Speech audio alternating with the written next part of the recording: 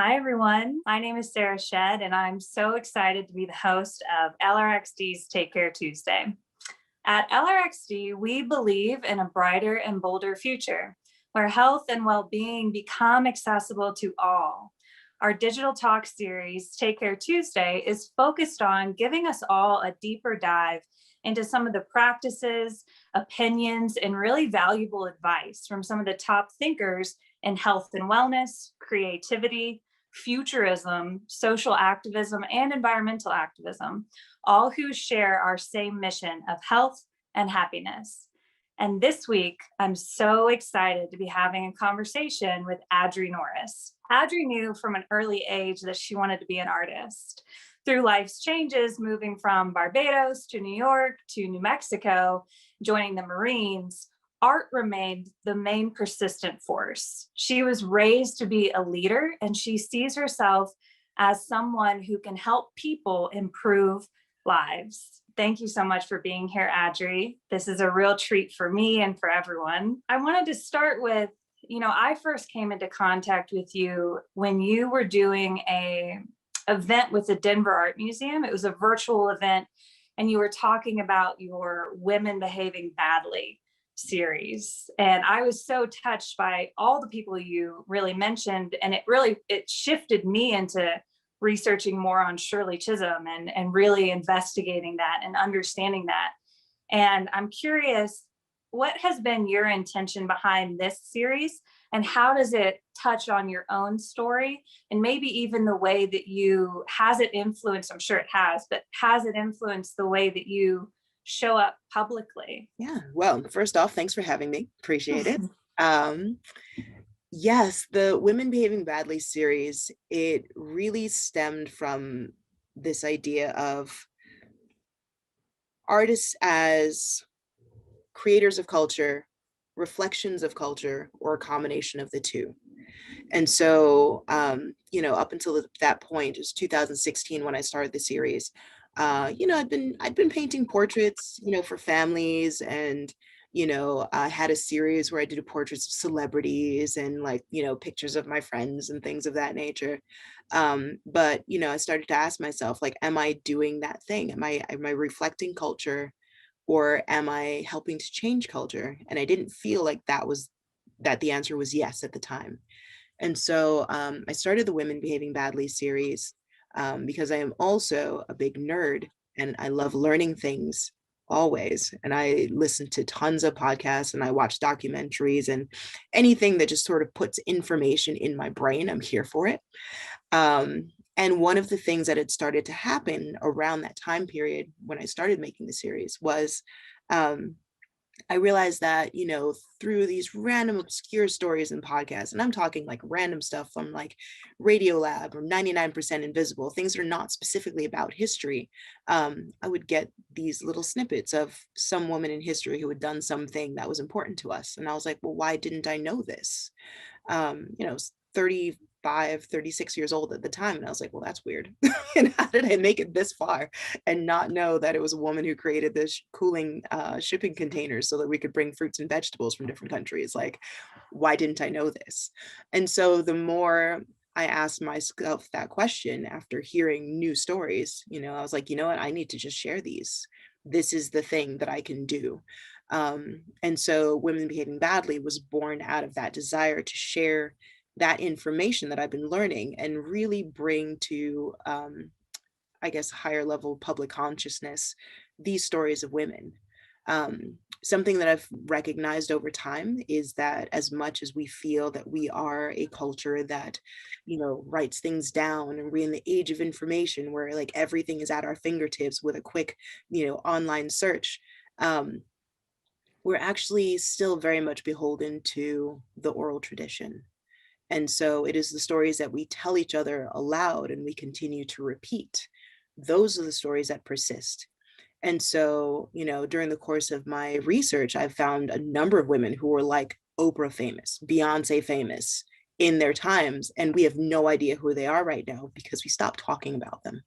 As for how it relates to my own life, it really has a lot to do with self-reflection, in the sense of seeing myself reflected, you know.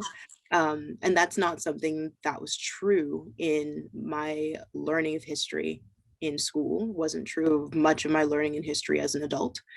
Um, and I recognize that, if I had known that a number of these people existed and recognized myself in them, I would perhaps have seen different pathways for myself as a youth than the ones that I did think I had access to. If I had known that there was a Black female astronaut out there, who knows? I might have got more interested in science. Not necessarily, but you can never tell. And so for me, it really was also a matter of representation and telling the stories and showcasing individuals and really painting their faces. And I always paint their faces in color, um, so that we know what these people look like. I find that there's so many books about women in history for little girls, um, and they're all stylized and cartoony, so you don't really have a sense of what these individuals really look like. If you were to have read those books, grown up with those books, and then come across a photo you wouldn't recognize. And so I paint realistically because I want people to be able to recognize these individuals and see what their faces were like.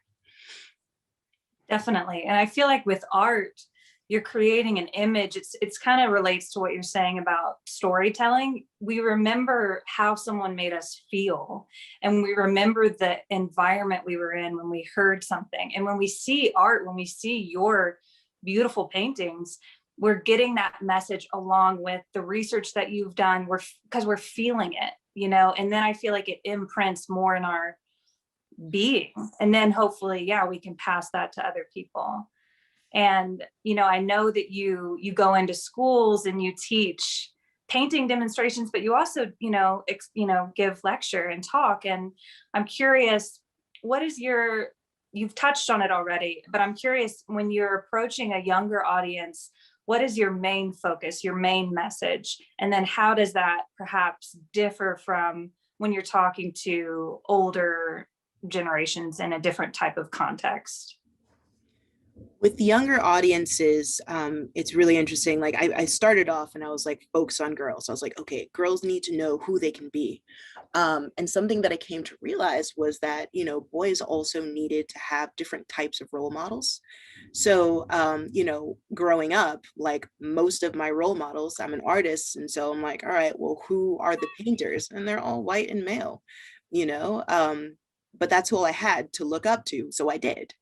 And I realized that, for these young men, like they also need role models who they can identify with. But they don't have to be male role models, because as a woman, I was able to find within these guys, something that I could, that would resonate with me. And so it's really about showing young women who they can be, but also showing young men that success looks like anything and anybody.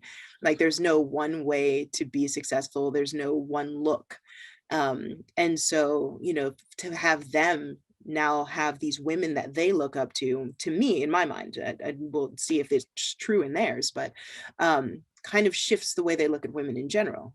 If they have more instances of these women who have done phenomenal things that they benefit from, and have done phenomenal things that they are fascinated by. I did a project with a group of eighth graders where they did research on a woman in history. They had to select, what occupation they had. They had to select, whatever. And there was a lot of the guys in class who were like, I don't know who to pick. I was like, well, what do you like? They're like, I like sports. I'm like, dope. You know how many women are in sports? And so to see these boys find, like women soccer players, women basketball players, women track stars, and to learn their stories and get totally psyched and be like, Miss, did you know that this lady did XYZ? They were so excited. To see that in them, like that felt like I was on the right path. Maybe we can segue into the last question we asked, because I'm sure you'll have great insight on this. If you were to give us one piece of advice, one action that we can actually do tomorrow to make the world a healthier and happier place, what would you say? What would you offer? I would say read the stories, listen to the stories, learn the stories, share the stories of people who don't look like you. whose experience are different from your own. Um, you know, in addition to being an artist and interested in like actual history, I'm also fascinated by fiction. And the thing that I love about fiction, especially fiction written in the first person, is that you have this ability to kind of walk in someone else's skin for a little while. And so, again, like most of the fiction that I was reading when I was younger was written by straight white men. Um, but as I've grown older, and especially since doing this project, I've been very intentionally seeking out the stories of others, those whose ideas, images, experiences reflect my own, but also those who are very, very different from me, because it gives me an opportunity to like kind of be them for a little while. And so, if you find yourself reading and sharing the exact same kind of story over and over again, we'll break out of that box and see what happens to you and see what kind of things you share and what kind of conversations you get to have as a result. Are there any like specific podcasts that you really kind of circle around that you want to share with us? Oh man, I've got a ridiculous list. But I'm gonna whittle it down.